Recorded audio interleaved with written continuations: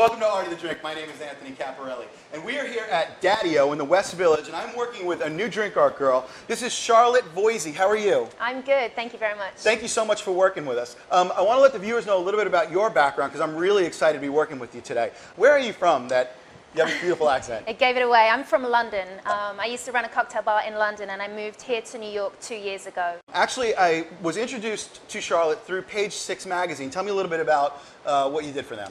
Page 6 magazine recently did a wonderful article on female mixologists. The article was called A Girl Walks Into the Bar, and 6 of us from New York were chosen to come along and present a cocktail and talk about what we do. Oh, that's awesome. So you're going to do the cocktail that you created for this article? Yes, I am. Terrific. Okay, so let's go ahead and get started. And today I'm going to have Charlotte teach me how to make this drink.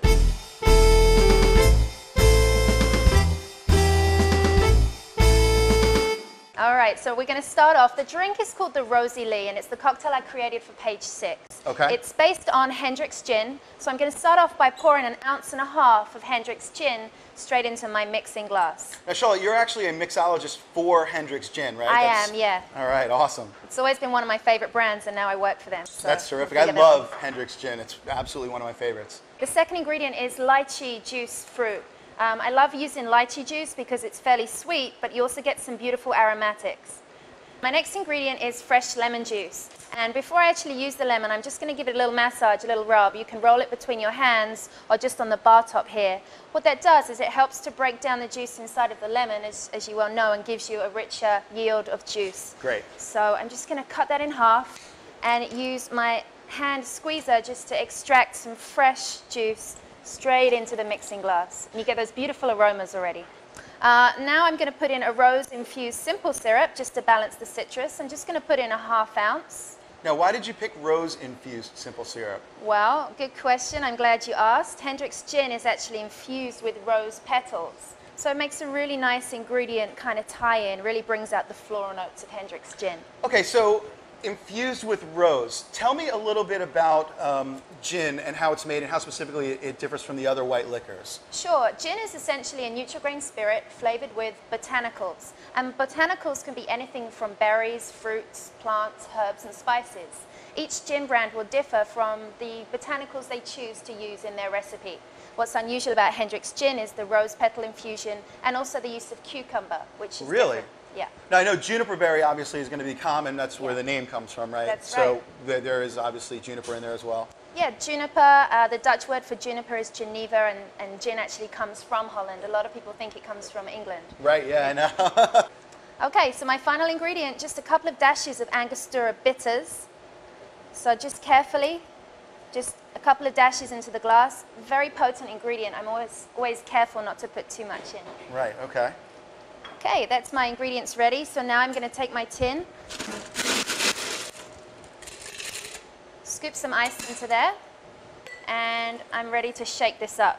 I'm going to give it a good hard shake to mix the ingredients well and cool it down, of course. Great.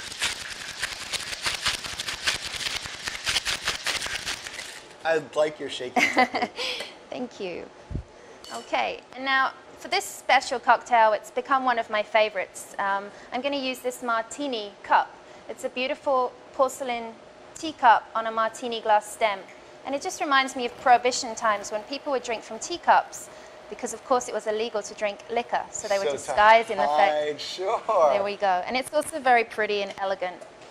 Finally, no good cocktail is complete without a garnish, of course. Right. To tie in with the ingredients of my cocktail, I'm going to use a single rose petal here. Again, a garnish for me is about presentation but also aroma. And Absolutely. A nice rose petal there has both. So that's the Rosie Lee cocktail. That is fantastic. Can I try it? Please. Oh, boy. There we go. Oh, man. That's spectacular. Thank you. There's a lot going on there, but the balance is terrific. That's great. Thank you very much. All right, I want to try making it. Okay, great. Each week, our Art of the Drink video podcast prize package will consist of a Maker's Mark apron, a copy of my Art of the Drink Volume 1 Bar Essentials DVD, and a limited edition version of That Special Touch, a Maker's Mark cookbook not available in stores. Okay, so I am going to start with 2 ounces of Hendrick's gin, right? Yeah. All right, so and 2 ounces of lychee juice. Half ounce of rose-infused simple syrup. That's right, yeah. Okay. Now, we just did an episode where I was teaching people how to make their own simple syrup. Is this something you think that they could just maybe make simple syrup and infuse it with rose petals, or should they go out and try and find this? You could absolutely try to make your own at home. It makes more sense. The only thing with the rose petal is, because it's a very subtle infusion, it's literally the essential oils from the rose petal. It does take probably 4 or 5 days, so you need to be patient. If anyone does try it out, send me an email and let me know how it goes for you, all right? Yeah. Okay, so and then 2 dashes of bitters. That's right. And half of a lemon, right? Yeah, I love to use fresh juice in my cocktails when I can. Yeah, me too. Great. Okay. And I think if you are going to use one of these at home, you want to be careful not to press too hard, right? Because you start to get some of the bitterness out of the lemon. That's true, yeah. So don't kind of go Hulk on it. Go ahead and ice this down.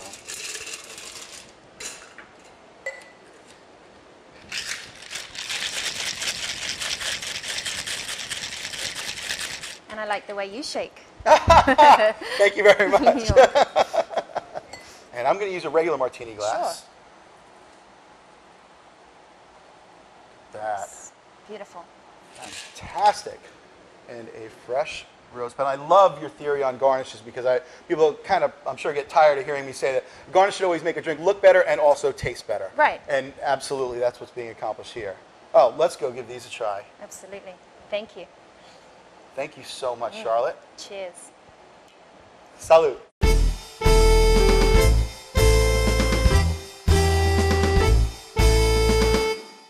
That's spectacular.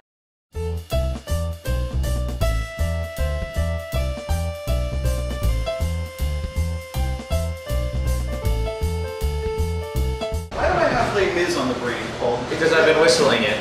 You've been whistling? Do you hear the people sing? Stop. I'm just gonna do a little product placement here, guys. Yeah, do what you need to do. Just gonna put this like on the bottles here. Hey, you know what? This is a great idea, man. Okay, so my joke. There's one loose right there because, you know, sometimes on camera it's fiddly and you're like, oh. What is that glass called, Charlotte? This glass, Yeah, it's a martini cup.